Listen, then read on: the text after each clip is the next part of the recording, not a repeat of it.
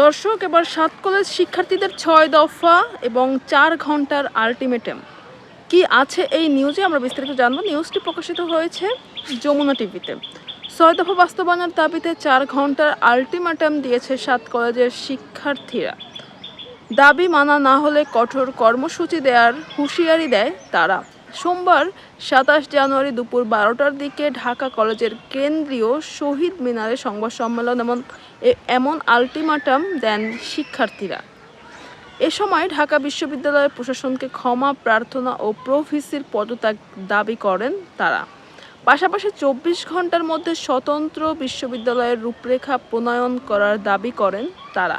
শিক্ষার্থীরা বলেন, ঢাকা বিশ্ববিদ্যালয়ের যেসব শিক্ষার্থী ইডেন কলেজ ও বেগম বদরুন্নেসা কলেজ সহ ৭ কলেজের নারী শিক্ষার্থীদের সঙ্গে কুরুচিপূর্ণ মন্তব্য ও অশালীন অঙ্গভঙ্গি করেছে তাদের বিচারের আওতায় আনতে হবে।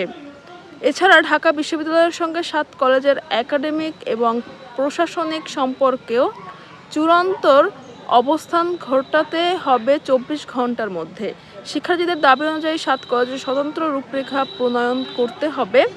শিক্ষার্থীরা আরও বলেন, উদ্ভূত পরিস্থিতি সমাধানের জন্য প্রধান উপদেষ্টা অধ্যাপক ডক্টর মোহাম্মদ ইউনূস, শিক্ষা উপদেষ্টা ওয়াহিদ উদ্দিন মাহমুদ, তথ্য উপদেষ্টা নাহিদ ইসলাম, ইউজিসির সদস্য এবং ঢাবির ভিসির সমন্বয়ে ৭ কলেজের শিক্ষার্থী প্রতিনিধি দলের সঙ্গে তাৎক্ষণিক উচ্চ পর্যায়ে মিটিংয়ের মাধ্যমে এ ঘটনার সমাধান করতে হবে।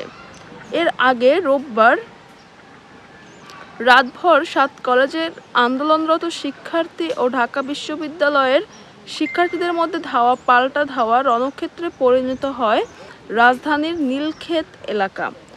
টিয়ার সেল ও সাউন্ড গ্রেনেড নিক্ষেপ করেও পরিস্থিতি শান্ত করতে পারেনি পুলিশ।